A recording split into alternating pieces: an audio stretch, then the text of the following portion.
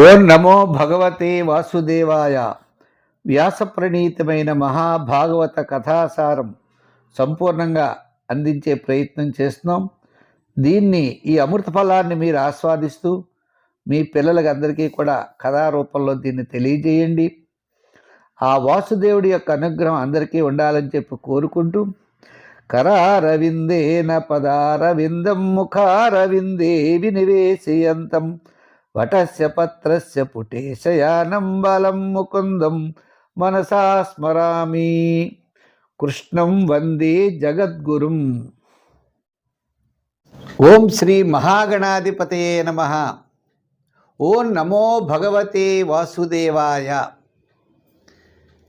ఓం నమో శ్రీ లక్ష్మీ వెంకటేశ్వర స్వామినే నమః. ముదాకరాత్తమోదకం సదా విముక్తి సాధకం కళాధరావతం సకం విలాసిలోకరక్షకం వ్యాసం వసిష్ఠనప్తారం శక్తే పౌత్రమకల్మషం పరాశరాత్మజం వందే సుఖతాతం తపోనిధిం. నారాయణం నమస్కృత్య నరం చైవ నరోత్తమం దేవీం సరస్వతీం వ్యాసం తతో జయముదీరయేత్ అన్నారు.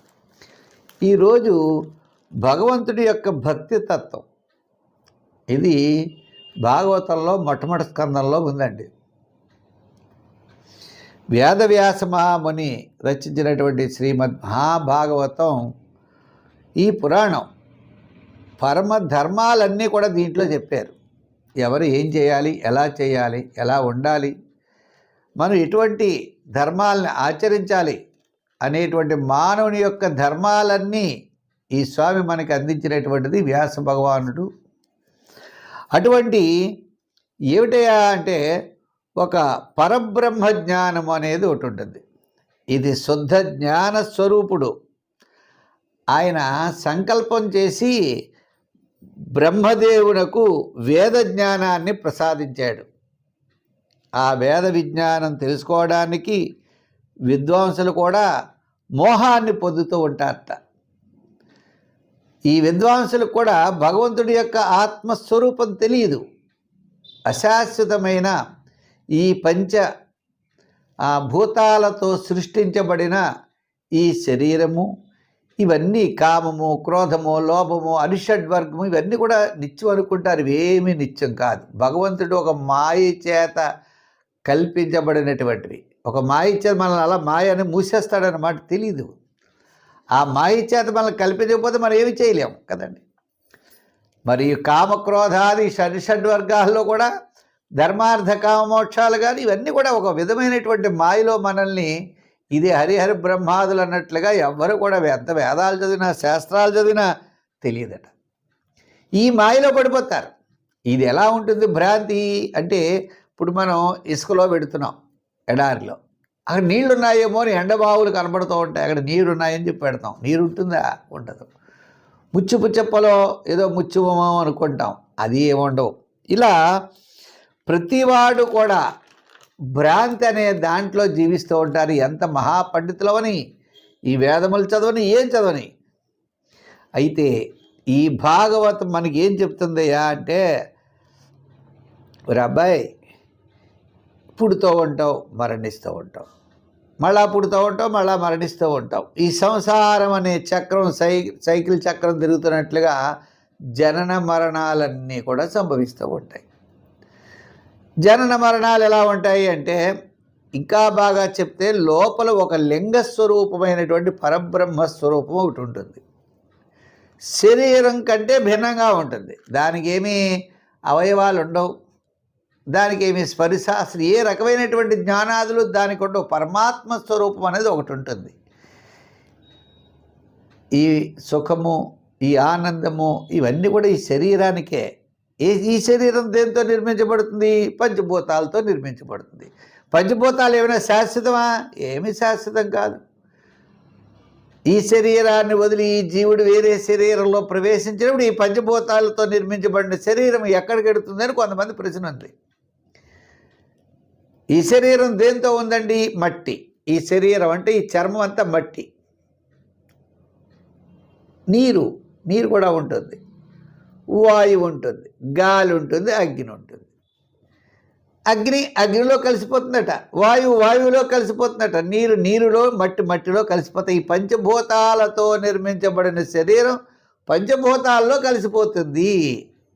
ఈ యొక్క ఆత్మస్వరూపమైనటువంటి ఈ లోపల ఉంటుంది పరబ్రహ్మ జ్యోతి స్వరూపం ఈ శరీరాన్ని వదిలిపెట్టి ఇంకో శరీరంలోకి పోతుంది. అయితే ఈ శరీరంలో ఏముంటుందయ్యా?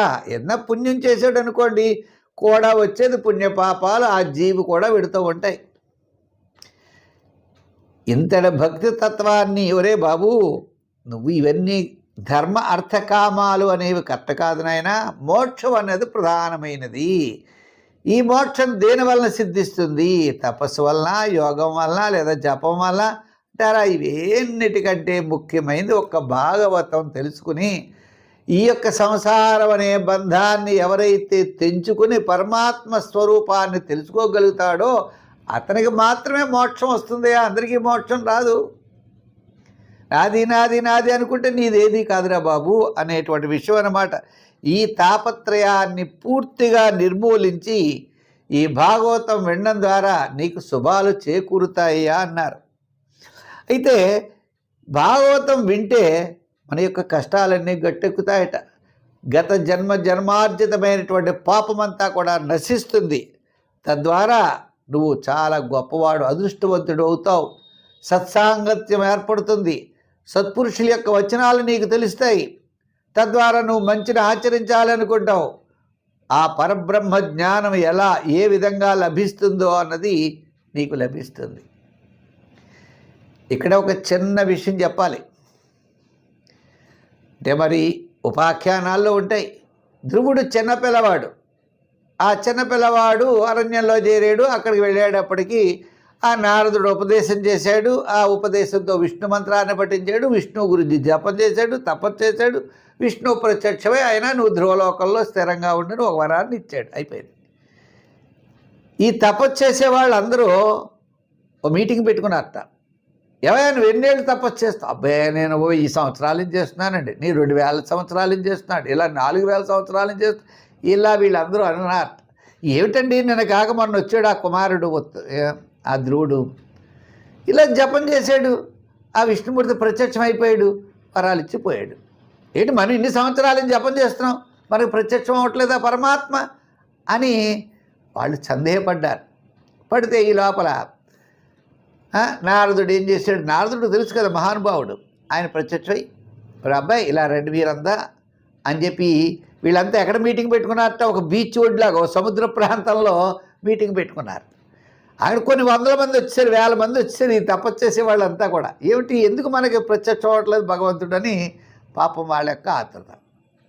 అలా పెడితే వీళ్ళందరినీ కూడా పడవ ఎక్కించుకుని నారద మహాముని కొంత దూరం తీసుకెళ్ళి, ఇదిగోనయ్యా నువ్వు తపస్సు చేసింది అని వచ్చిన పర్వతాన్ని చూపించేవాడు. ఇగో నువ్వు చేసింది, ఇదిగో నువ్వు చేసింది, ఇదిగో ఇలా చూపిస్తూ ధ్రువుడికి పెద్ద పర్వతాన్ని చూపించాడు. ఏమిటి ధ్రువుడు ఇంత సంవత్సరం ఇంత తపస్సు చేశాడా అన్నారు వాళ్ళు. కాదు, అనేకమైన జన్మల నుండి సంపాదించినటువంటి తపో బలం చేత స్వామి ప్రత్యక్షమయ్యారయ్యా. ఈవేళ ఏదో ఆ కుర్రాడు తపస్సు చేసేస్తే స్వామి ప్రత్యక్షం కాలేదు, అతని తపోబలం అందరికంటే గొప్పది అని ఆ ధ్రువుడి యొక్క వృత్తాంతాన్ని నారద మహాముని మిగిలినటువంటి ఋషులకి చెప్పారట. చేత భగవంతుడు అంటే ఓసారి ఏదో నువ్వు కూర్చుంటే భగవంతుడు ప్రత్యక్షం అయిపోడయ్యా. ఆ భగవంతుడి గురించి సదా నువ్వు భక్తిభావం కలిగి ఉండాలి. నిగమ కల్పతరోర్గళితం ఫలం. ఈ భాగవతం అనే ఫలం వేదములనే కల్పవృక్షం నుండి పండినటువంటి ఫలం ఇది. ఈ వేదములనే కల్పవృక్షమయ్యా, ఆ కల్పవృక్షం నుండి పండినటువంటి ఫలం ఈ అమృత ఫలం. ఈ అమృతమైన రసం సుఖముఖాత్ అమృత ద్రవ సంయుతం. సుఖముఖము నుండి, సుఖ మహర్షి యొక్క ముఖము నుండి జాలువారింది. ఎవరికి? పరీక్షణ్ మహారాజు గారికి చెప్పాడు. పిబత భాగవతం రసమాలయం. అటువంటి అమృతమైనటువంటి రసాన్నంతా మీరు ఆస్వాదించండి అయ్యా. ముహురహో రసికా భువిభావుకా. ఈ యొక్క అంటే భగవంతుడి యందు భక్తి భావం కలిగినటువంటి ముముక్షువులంతా కూడా, మోక్షం కోరేవారంతా కూడా ఆ అమృత ఫలాన్ని ఆస్వాదించండి. ఇది రసజ్ఞులు అన్నారు. రసం అంటే ఇప్పుడు ఏదో మామిడి పండు ఇష్టం ఉన్నట్లుగా అని కాదండి. ఆ మామిడి పండు ఇష్టం ఎలా ఏ విధంగానో ఆ విధంగానే మోక్షం కోరేటువంటి వారు రసజ్ఞులంతా కూడా ఈ అమృత ఫలాన్ని తినమన్నారు. అప్పుడు సౌనకాది మహర్షులారా, అప్పుడు చెప్తున్నాడు సూత మహాముని సౌనకాది మహర్షులతో ఈ విధంగా అంటున్నాడు, ఓ మహర్షులారా, వర్ణ ఆశ్రమ విభాగాలను అనుసరించి తమ తమ ధర్మాలను ఆచరించడం చేత భగవంతుడు ప్రసన్నుడవుతాడు. ఎవరికి చెప్పిన ధర్మాలు వాళ్ళు ఆచరించాలి. ఈ వర్ణాశ్రమ ధర్మాలు అవ్వచ్చు, సన్యాసాశ్రమంలో చేయవలసిన ధర్మాలు సన్యాసి ఆచరించాలి, గృహస్థ ధర్మాలు గృహస్థుడు, బ్రహ్మచర్య ఇలా ఆశ్రమ ధర్మాలను ఆచరిస్తేనే భగవంతుడు ప్రసన్నుడవుతాడు. అందరికీ ఊరికే ప్రసన్నుడవడు. తస్మాత్ ఏకేన మనసా, అందుచేత మనస్సు ఒక్కటితో భగవాన్ సాత్వతాంపతి శ్రోతవ్య కీర్తితవ్య ధ్యేయ పూజశ్చ నిత్యదా. స్వామిని కీర్తించాలి, స్వామిని స్తోత్రాలు చేయాలి, స్వామి యొక్క కథలు వినాలి, స్వామిని ఎల్లప్పుడూ నీ మనసు యందు ఉంచుకోవాలి. అలా ఉంచుకుంటేనే, భగవంతుడి యొక్క గుణాలు శ్రద్ధగా వింటేనే ఆ భగవంతుడి యొక్క యందు అభిరుచి పెంచుకోవాలి. గుణాలు వినాలి, ఆ భగవంతుడి యందు అభిరుచి పెంచుకోవాలి, సత్పురుష సాంగత్యం ఉండాలి, పుణ్యతీర్థాలని సేవించాలి. అంటే ఇవన్నీ కూడా నువ్వు అలవర్చుకోవాలయ్యా. శుశ్రూషో శ్రద్ధదానస్య వాసుదేవ కదా రుచి స్యాత్ మహాత్ సేవయా విప్రా పుణ్యతీర్థ నిషేవనాత్. ఇలా వెళ్ళి అనేకమైనటువంటి విధంగా భగవంతుడు మహాపురుషులు గొప్పవాళ్ళని ఎప్పుడు కూడా సేవిస్తూ ఉండాలి. శృణ్వతాం స్వకథా కృష్ణ, ఆ కృష్ణుడి యొక్క కథలన్నీ వినాలయ్యా. పుణ్యశ్రవణ కీర్తన, నీ నాలుగిచ్చాడు, నాలుగుతో శుభ్రంగా స్వామిని కీర్తించవయ్యా. హృజ్యంతస్థో హి అభద్రాన్ని విధునోతి సుహృత్సతాం అన్నారు. ఈ విధంగా ఎల్లప్పుడూ మహాపురుషుల యొక్క సత్సంగం చేయడం ద్వారా భక్తుల యొక్క వారి యొక్క అనుభవ సంస్కారాలు సమూలంగా నశిస్తాయి. ఏంటే మోహం, నా భార్య, నా పిల్లలు, వాళ్ళు వీళ్ళు ఇలా సంపాదించాలి, ఇగో ఇది సంపాదించాలి, ఇంకా అది చేయాలి, ఇది చేయాలనేటువంటి వ్యామోహాలు ఉంటాయే, ఇవన్నీ కూడా సత్పురుషుల యొక్క సాంగత్యం ద్వారా నశిస్తాయి. ఒక చిన్న కథ ఒకటి చెప్పారన్నమాట. ఎంతసేపు ఒక స్వామీజీ చెప్తూ ఉండేవారు ఒక మనిషిని కాకేసి, అయినా నీకు మంచి అత్యద్భుతంగా చెప్తానయ్యా, భగవంతుడు ఒక్కడే, భగవంతుడిని పూజించు, ఈ భార్య పిల్లలు తల్లి తండ్రి ఇవంతా అనవసరం అన్నాడు. అనేటప్పటికి అభివే ఎలా కుదురుతుందండి, మా నాన్నగారికి నేనంటే చాలా ఇష్టం, నా భార్య పిల్లలకి నేను చాలా ఇష్టం నేనంటే, కాబట్టి నన్ను వదలరండి, నేను భగవంతుడి కంటే కూడా వాళ్ళని కూడా బాగా ఇంట్రెస్ట్ చూపిస్తానన్నాడు. అంటే స్వామి ఏం చేశారు, సర్లేవయ్యా చిన్న నాటకం పాడదాం, నువ్వు చనిపోయినట్లు నటించు అన్నారు. సరే, ఇతను వచ్చేసాడు, రాత్రి పడుకున్నాడు, పొద్దున వెలుగు వచ్చింది. ఇతను లేవాలంటే లేవలేకపోతున్నాడు ఆ సన్యాసి వారి స్వామివారి యొక్క అనుగ్రహం వల్ల, కానీ అంతా వినపడుతోంది. ఈ లోపల డాక్టర్ గారు వచ్చారు, చేయి చూశారు, లేవట్లేదు ఏంటి అనుకున్నారు. అమ్మ అయిపోయిందమ్మా ఈ అబ్బాయి పని అన్నారు. సరే, బయట పడుకోబెట్టేశారు. తల్లిదండ్రులు ఏడుస్తున్నారు, భార్యాపిల్లలు ఏడుస్తున్నారు, అందరూ ఏడుస్తున్నారు. ఈ లోపల స్వామీజీ వచ్చారు. వచ్చేప్పటికి అందరూ తిట్టడం ప్రారంభించారు. ఏమిటా రోజు నీ కూడా తిప్పుకుంటావు, ఈ పాప ఇల్లు ఎలా గడుస్తుంది, ఈ సంసారం ఎలాగా, ఎంతసేపు దేవుడు దేవుడు దేవుడు ఉంటే ఏం చేస్తాడు, ఈ సంసార బంధం గొప్పది అని వీళ్ళు చెప్పారు. ఓహో సర్లేవా, సంసార బంధం గొప్పది, మీ పిల్లవాడంటే అంత ఇంట్రెస్ట్ ఉందా మీకు, అయితే ఆ ముసలాయన కేకేసావయ్యా, నువ్వు నీ ప్రాణాన్ని కనుక వదిలిపెట్టినట్లయితే అతను నేను బతికించేస్తానన్నాడు. ఈ ముసలాయన అన్నాడు, అబ్బాబే కుదరదు, ఇంకా బోల్ కార్యక్రమాలు ఉన్నాయన్నాడు. భార్యని కేకేసి అడిగాడు, ఎవరు, ఆయన భార్యని. అబ్బాబే నాకు కుదరదు, ఇంకా చిన్నాడు పిల్లలు ఉన్నారు, పెద్దాడు పిల్లలు ఉన్నారు, వాళ్ళ పిల్లలు ఉన్నారు, ఈ వీడి కోసం నేను నా శరీరాన్ని వదులుతాను, అబ్బాబే కుదరదు. భార్యని కేకేసి అడిగాడు, అమ్మాయి పోనీ మీ వారి కోసం నువ్వు చనిపోతావా అని. ఏమిటి చనిపోతావని, మళ్ళీ నీ చనిపోయాను అనుకోండి మా వారు మళ్ళీ రెండో పెళ్లి చేసుకుంటారు, పిల్లల్ని ఎవరు చూస్తారండి? అంటే నేను పిల్లల్ని జాగ్రత్తగా పెంచుకుంటానండి, ఆయన బతకపోయినా పర్వాలేదండి అని. అప్పుడు ఆ స్వామి తన శక్తితో అతను మళ్ళా జ్ఞానం వచ్చేటట్టు, మెలకు వచ్చేటట్టు చేస్తాడు. మెలకు వచ్చిన తర్వాత అతనికి అర్థమవుతుంది తన తల్లిదండ్రులు ఎటువంటి వారు, తన భార్య ఎటువంటిది, తన కుటుంబం ఎటువంటిది, దేనికోసం మనం ఈ తాపత్రయం పడుతున్నాం అనే ఆలోచన కలిగి అప్పుడు వెంటనే అతడు ఉత్తమమైనటువంటి భగవంతుడి యొక్క ఆరాధన చెయ్యాలి. ఇవన్నీ కూడా అనిత్యము, నిత్యం ఒకటే, పరమాత్మ ఒక్కటే అని నిర్ణయం చేసుకున్నాడట. ఆత్మస్వరూపుడైనటువంటి భగవంతుడి యొక్క సాక్షాత్కారమే చాలా గొప్పది. మన హృదయంలో ఉన్నటువంటి గ్రంథులన్నీ కూడా అవి తొలగిపోతాయట. భేజరే మునయోధాగ్రే భగవంత మధోక్షజం. అదేవిధంగా అంచేత ప్రతి ఒక్కరు కూడా మోక్షాన్ని కోరేవారు లౌకికమైనటువంటి సుఖాలను అన్నీ కూడా మనం వదిలేయాలి అన్నారు. వాసుదేవ పరా వేదాహ, ఈ వేదములన్నీ వాసుదేవుడు వేరయ్యా. వాసుదేవ పరామఖాహ, యజ్ఞాలు యాగాలు నువ్వేం చేసావు, పూజలు అన్నీ కూడా భగవంతుడి కోసమే. వాసుదేవ పరా యోగాహ, యోగా జ్ఞానమంతా అయిందే. వాసుదేవ పరాక్రియ, ఈ పూజలు పురస్కారాలు యజ్ఞాలు యాగాదులు ఏం చేసినా కూడా నువ్వు భగవంతుడి కోసమే చేస్తున్నావు. ఎవరు చేస్తారయ్యా అంటే ఇక్కడే చిన్న విషయం ఉన్నది. నాకు అది కావాలి ఇది కావాలని భగవంతుడినే మనం మార్కెటింగ్ చేసేస్తూ ఉంటాం. స్వామిని మార్కెటింగ్ చేసేస్తాం. స్వామి గుళ్ళోకి వెళ్ళాలంటే పువ్వులు కొనాలి, కొబ్బరికాయ కొనాలి, ఇవి కొనాలి, ప్రతిదీ. అక్కడున్న వాళ్ళంతా కూడా స్వామిని మార్కెటింగ్ చేసేస్తూ ఉంటారు. ఈ రోజులు ఈ కలియుగం అది. కలియుగ ధర్మాల్లో స్వామిని వ్యాపారంగా వాడుకుంటారు జనాలు. అది తప్పయోయ్. వాసుదేవ పరాజ్ఞానం వాసుదేవ పరంతప, నువ్వేం చేసినా పరమేశ్వరార్పణమస్తు కృష్ణార్పణమస్తు అని తత్పరతో నువ్వు చెయ్యాలయ్యా. సమస్త జ్ఞానము, నీ యొక్క తపశ్చర్యలు, ధర్మాలు అన్నీ కూడా విష్ణుమూర్తినే పొందుతాయట. అప్పుడు విష్ణుమూర్తి ఏమన్నాడు తెలుసా? చాలా మంచి విచిత్రమైన విషయం ఉంది. ఇక్కడ చిన్న కథ కూడా ఉంది. అయితే ఏంటి, ఇప్పుడు ఒక ఆవిడ కృష్ణార్పణం వస్తూ అంటూ ఉంటుంది ఏదన్నప్పటికీ. ఆమె ఏం చేసినా, భోజనం చేసినా కృష్ణార్పణం, ఆవు పేడ తీసినా కృష్ణార్పణం, ఇలా అంటూ ఉండే ఆమె ఆవు పేడ తీస్తూ కృష్ణార్పణం అని ఆ పేడ తీసుకెళ్ళి ఒక చోట వేశారు. ఆ ఊళ్ళో కృష్ణ దేవాలయం ఒకటి ఉంది. ఆ కృష్ణ దేవాలయంలో చక్కగా అలంకరించినటువంటి కృష్ణుడికి ఈ ఆవు పేడ ముద్దలు కనబడేవి. అక్కడ ఉన్న వాళ్ళంతా ఆశ్చర్యపోయేవారు. ఏమిటి ఈ కృష్ణ భగవానుడికి ఆవు పేడ ముద్దలు ఏమిటి అని ఆశ్చర్యాన్ని పొందేవారు.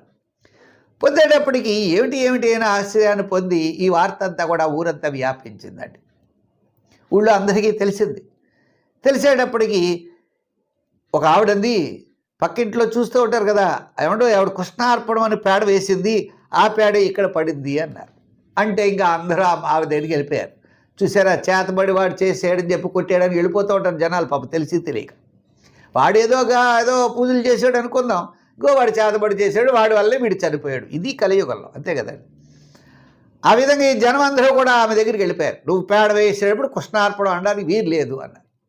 అయినా మానేస్తా, నాకేముంది మనసులో అయినా, పాపం నేనేమి భగవంతుడిని ఎప్పుడు స్మరిస్తానయ్యా, ఏదన్నా కృష్ణార్పణం అంటారు, నాకు అది అలవాటు అని చెప్పి ఆమె, నా మనసు ఎప్పుడు కూడా ఈ సమస్తమైనటువంటి బాహ్యమైనటువంటి ఈ యొక్క విషయ వాంఛలు మోహాల్ని వదిలిపెట్టి ఒక్క భగవంతుడైనటువంటి విష్ణుమూర్తి, ఒక్క కృష్ణుడు ఒక్కడే ఉన్నాడని, నేను కృష్ణ భక్తురాలనేయా, నేను నా మనసులో నా శరీరంలో సర్వత్రా వ్యాపించి కృష్ణుడు ఒక్కడే ఉన్నాడు అని ఆమె చెప్పింది. అంత భక్తురాలు.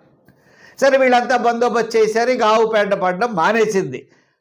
అదే సమయంలో దేవాలయం యొక్క తలుపులు కూడా తెరవడం మానేసాయి. ఎంత బద్దలో లాగినా తెరవబడలేదు.